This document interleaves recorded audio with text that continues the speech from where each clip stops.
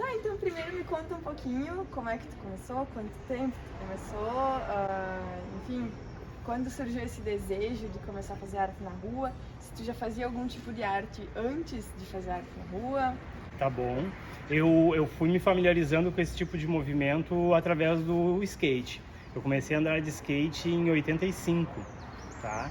E aí, através da cultura do skate, dos desenhos, dos adesivos, do próprio shape de skate, que tem aquela obra de arte efêmera, isso é interessante, porque eu já fui me acostumando com esse desapego da arte.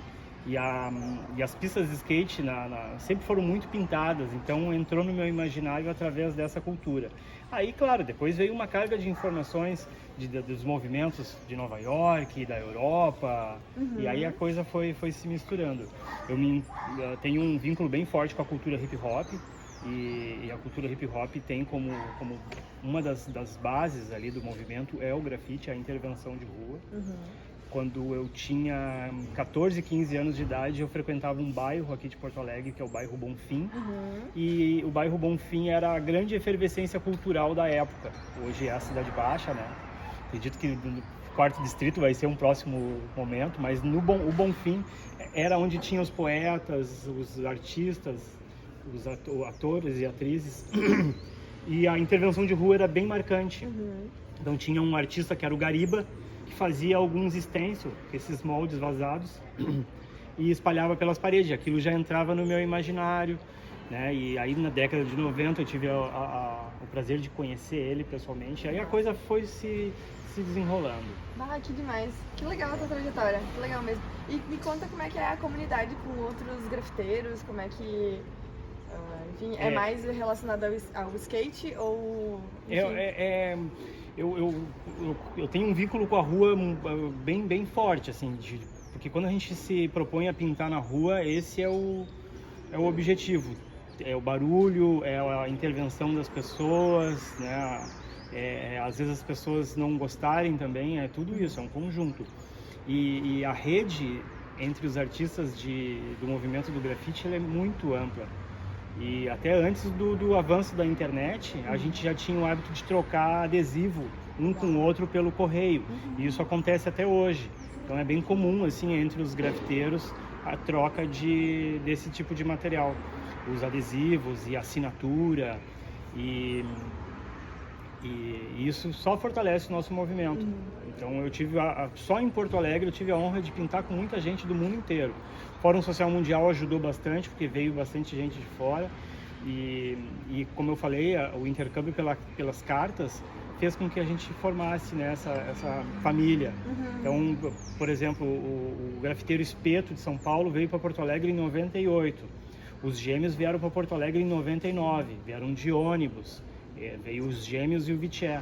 E foi extremamente importante para nós, e foi um divisor de águas dentro da minha história, porque eles chegaram com uma carga de informação bem pulsante lá de São Paulo, que é um lugar extremamente referência no mundo inteiro hoje, em função do grafite, né? O grafite, o picho, está super em alta pelo mundo afora, graças a São Paulo, graças aos Gêmeos e aos artistas lá de São Paulo. E com a gente aqui não foi diferente. A gente foi se trocando essas experiências, qualificando um pouco mais o trabalho aqui da gente. Hoje tem bastante mulheres que estão pintando também, e isso é sensacional, cada vez mais, né? E no Brasil inteiro está rolando esse movimento de mulheres pintando não só grafite em muro pequeno, mas fazendo murais em grande escala. Isso é sensacional. Posso fazer uma pergunta que tá falando escrito? Cara, como tu vê o movimento assim do grafite hoje, tá? Porque, tipo, no que me parece, ele tá ganhando muito espaço nos centros urbanos, assim, e como tu entende o movimento e a projeção futura do movimento? O grafite é curioso, né? Porque assim como o skate, era uma ação totalmente ilegal. Isso, marginalizado. Na década de 80, em São Leopoldo era proibido andar de skate. E hoje um dos maiores ícones do skate nacional é de lá. E hoje o skate alcançou, né, um status de Olimpíadas e de esporte, apesar que a gente considera o skate muito mais vinculado com a arte. O grafite está seguindo o mesmo rumo. Tem uma questão marginal que ela é bem evidente, que é a intervenção de rua, é pintar sem aviso. Isso é grafite. Tá? O que aconteceu é que no meio da publicidade, das artes visuais,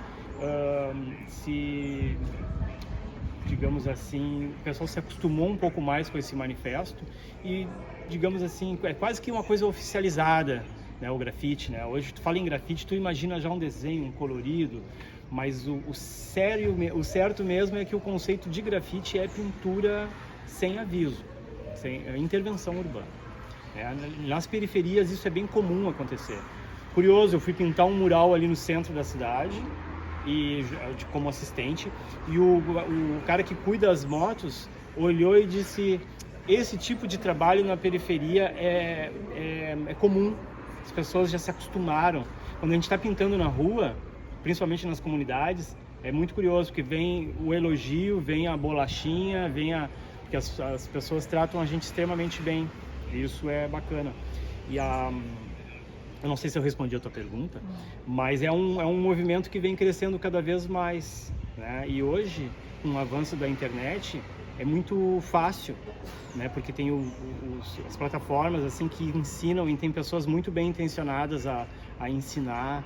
Os spray hoje é a era de ouro do spray, ele já vem com a pressão baixa, é um spray já específico para isso. Então é um momento bem que todo mundo pode se aventurar. Tudo é uma questão de pesquisar e também de se organizar, né, dentro desse movimento. Muito legal isso. Muito irado, muito irado. Muito obrigado. Acho que mais agora sobre a tua experiência grafitando. Como é que tu se sente quando tu tá ali desenhando, pintar para mim sempre é prazeroso, eu gosto, já me acostumei com isso já, né, ao longo da história. Esse ano eu completei 50 anos de idade, né, e eu pintei há pouco tempo o Muro da Mauá, que é um muro que teve já muitas pinturas, e eu tive a honra de participar na primeira edição, e faz 30 anos já isso. Isso é muito interessante, assim, então eu já estou acostumado com isso.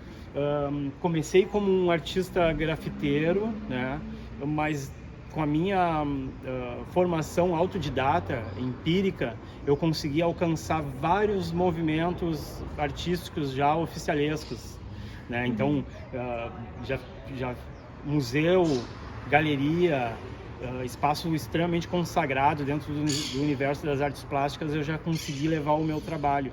E tenho esse vínculo também com a comunidade. E se mistura com a minha história a ideia das oficinas, de ser um multiplicador, né, um facilitador cultural dentro de projetos sociais. Então eu comecei a fazer isso lá em 90 e faço isso até hoje.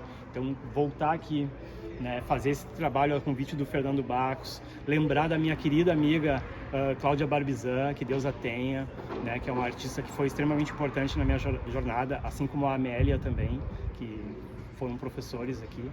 E isso para mim é extremamente emocionante. Muito legal isso. E como é que tu se sente? O que tu acha que esse trabalho aqui vai proporcionar para os alunos? Para quem vai passar aqui? Eu acredito que ver o antes e o depois sempre vai deixando uma mensagem, né? Até principalmente quem viu eu iniciando essas formas geométricas, já são formas geométricas primordiais, né? Eu estou apenas ressignificando elas aqui. Então, até é curioso porque está com uma camisa aí do Leonardo da Vinci, e é exatamente esse estudo aí que ele fez, ou melhor, esse estudo que eu estou fazendo foi o que ele usou para fazer essa imagem aí. Exatamente. É bem curioso, porque eu venho fazendo essa pesquisa de geometria sagrada na atualidade, mas eu já tive outros momentos. A xilogravura influenciou meu trabalho uma época. No início de tudo lá foi a cultura hip hop, com as letras já clássicas e bem específicas dentro desse movimento, mas eu resolvi trazer algo meu assim para dentro desse movimento e ver as pessoas acompanhar esse trabalho. Eu acho que é interessante. De repente, por hora, as pessoas não percebem agora no momento, mas vão percebendo aos poucos. E a pintura de rua é isso, né? No começo causa uma estranheza, causa uma curiosidade, e aí no próximo vai exercitando o olhar de quem passa.